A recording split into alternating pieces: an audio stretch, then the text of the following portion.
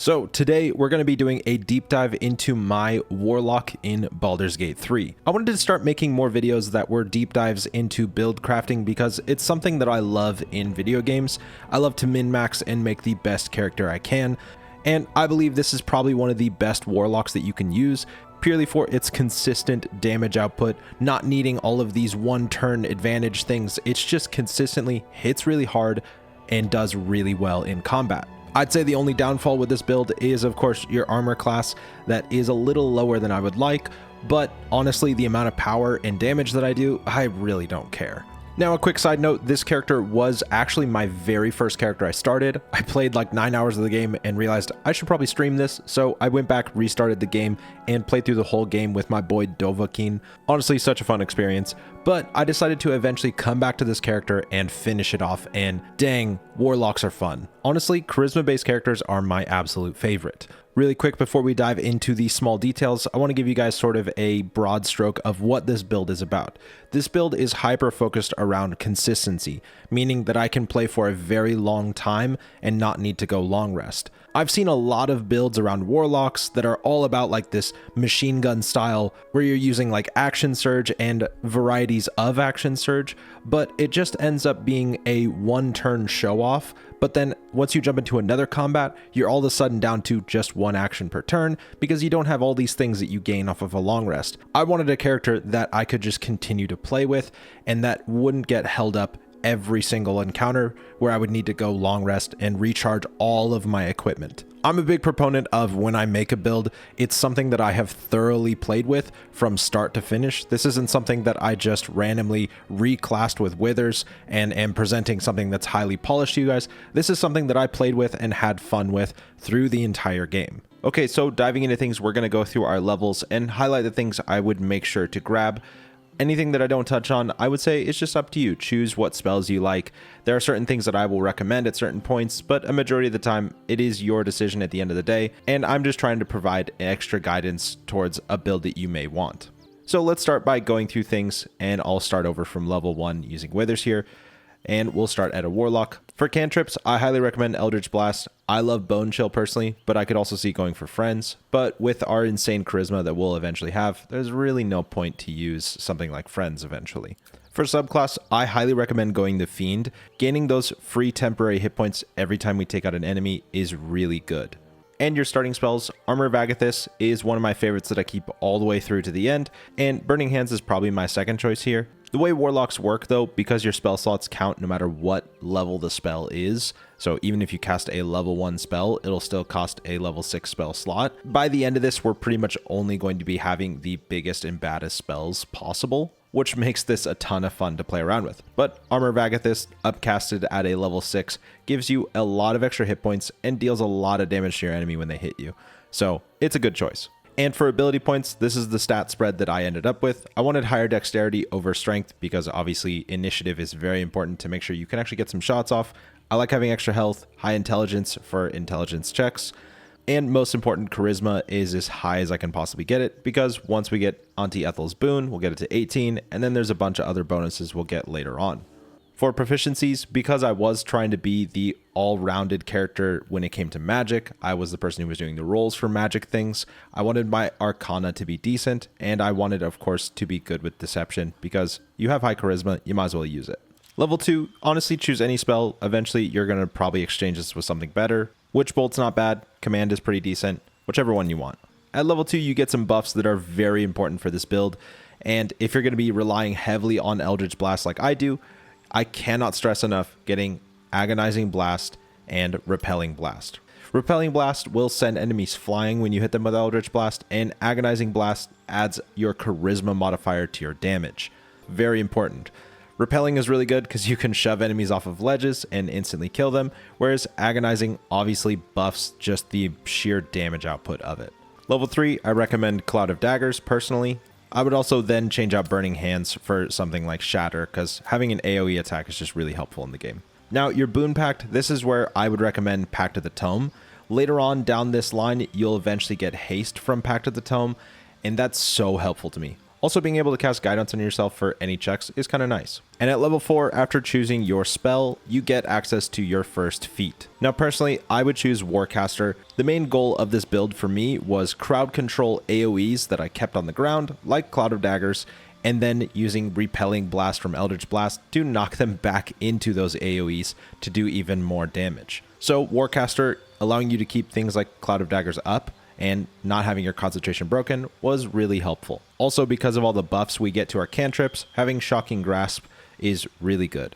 Level 5, I recommend grabbing Fireball and changing one of your spells out for Counterspell. Counterspell is so helpful and is very needed in my opinion. And for your next Eldritch evocation, I like Beast Speech actually. It's really fun to talk with animals. Again, I built this character to actually be played with, not just for pure damage output. I like talking to animals. Level 6, Hunger of Hadar is a good choice. Level 7, I would definitely recommend Wall of Fire. This spell is great, and with Warcaster, we keep it up very easily. For my next evocation, I went with Devil's Sight because I wanted to be able to see through magical darkness, not just non-magical. But getting something like Polymorph is definitely fun, but it does use a spell slot, and I feel like I want to use the spells I already have. But up to you. Then I honestly might change something like Shatter for Blight. Level 8, I like Dimension Door, and here's where we get our next feat. Here is where I will recommend the ability improvement to buff Charisma by 2. Now at this point, you probably already have Auntie Ethel's Boon, so you'll actually be at 20 Charisma, and that's very good. By this point, you probably also will have some other armor like this that is going to do some massive buffs that I'll show a little bit later here. At level 9, your next evocation, I actually really recommend grabbing Minions of Chaos to summon elementals. I sometimes have situations where I haven't used all my spell slots by the time I want to long rest for healing's sake, and so being able to just expend that spell slot into something that'll help me later, like an elemental or Armor Vagathis, is something that I really like. So Minions of Chaos, definitely recommend that. Here, Cone of Cold, Flame Strike, I love these spells. Just choose whichever one you think sounds more fun. Finally, at level 11, we get access to our 6th level spells and the ability to cast without expending a spell slot for one of these spells. I really like Create Undead. You could also use something like Eye Bite. Personally, Create Undead, just creating minions to help protect you because you're not going to be the tankiest person out there. And for my last evocation, I actually do want to grab Polymorph because why not?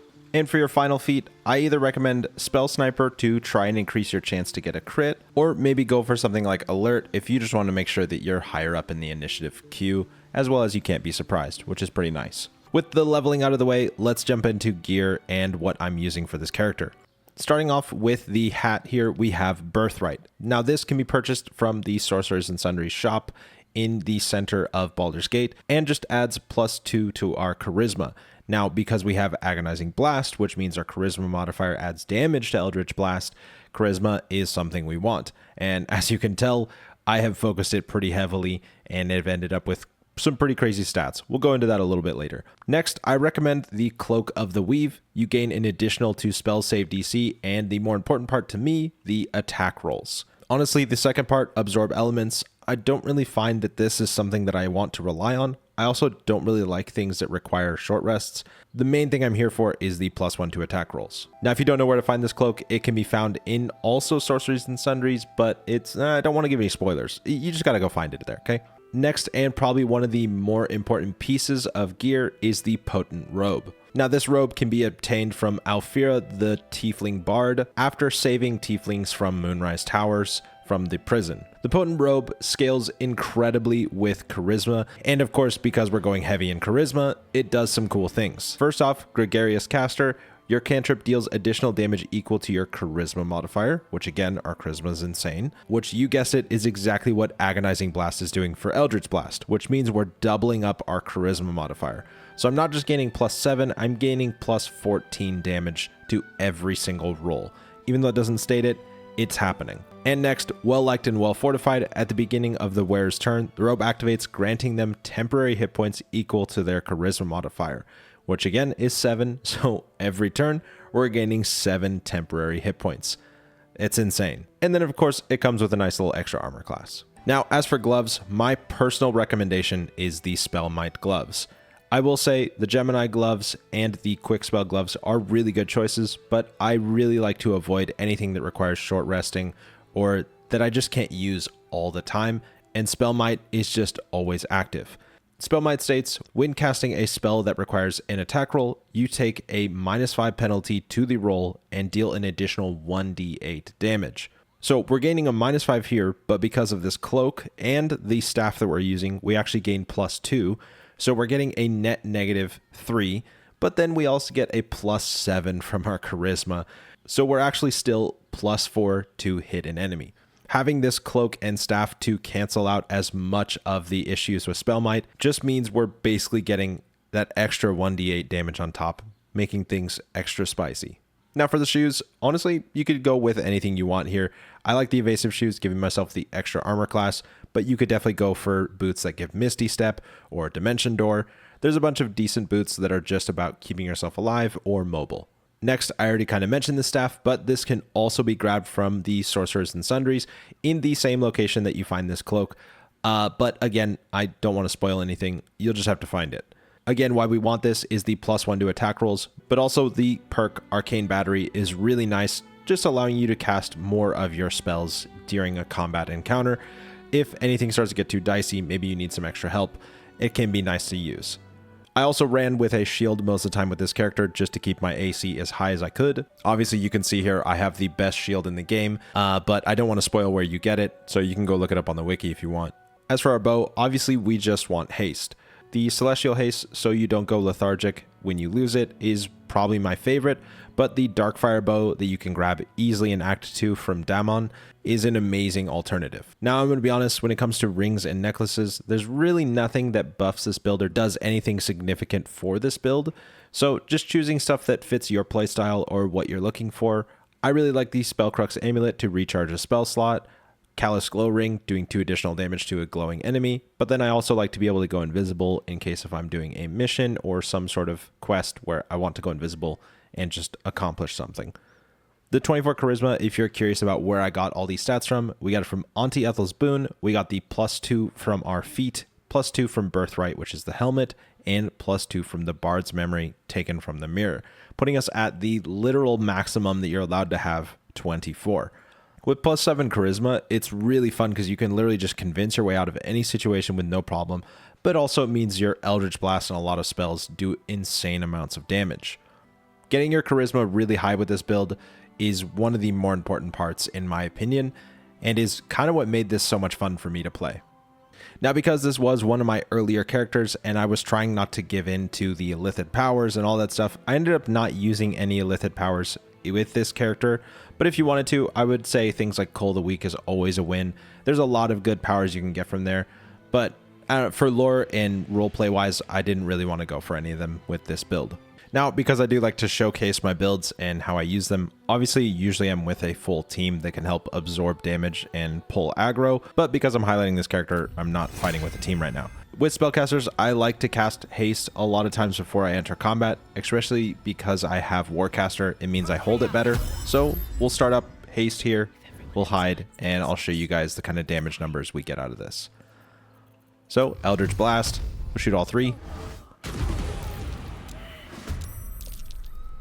So yeah, as you can see, for one action on an enemy, I did a total of 81 damage with these 3 shots of Eldritch Blast because of all of these insane bonuses. So to first start off, the attack rolls, I was worried initially about Spellmight, but after looking at the stats breakdown once I got them, I realized I had such insanely high rolls that the -5 from Spellmight just doesn't matter to me anymore because of all the buffs that I get from everything else, as well as my proficiencies such as Favorable Beginnings. Now, getting into the damage, we rolled an 8 on our Eldritch Blast, gained an additional 5 from Spellmight, and then +7 from our Charisma modifier, antagonizing blast buff, and then an additional 7 from our Charisma modifier, Gregorius Caster chest piece buff.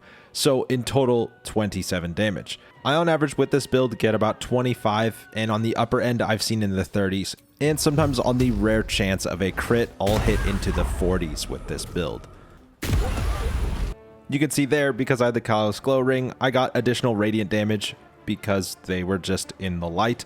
Why not? But also my lowest roll, which was a 4 on the D10 and a 1 on the D8, still ended up with 19 damage, and then the additional 2, 21 damage for a low roll is wild.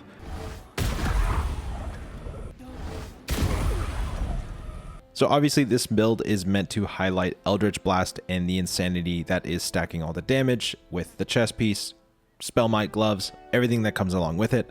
But again, I love using crowd control spells like Wall of Fire, and then just use Eldritch Blast to push them back into the Wall of Fire and just give myself that safety. So anyways, there you have it. I hope this video helped you with creating your character, or maybe you learned something new today. Throw a comment down below and let me know what you thought. If there was anything that you would change, what did you like about it? If you have any other questions about this build or things I can clarify, make sure to throw them down in the comments and I'll do my best to get to all of them. I plan on doing a build breakdown on a monk that I made a while ago with a friend pretty soon here, because that build got kind of nutty and I had a ton of fun with it. Anyways, I hope you enjoyed. I hope you learned something new, and I'll catch you guys in the next one.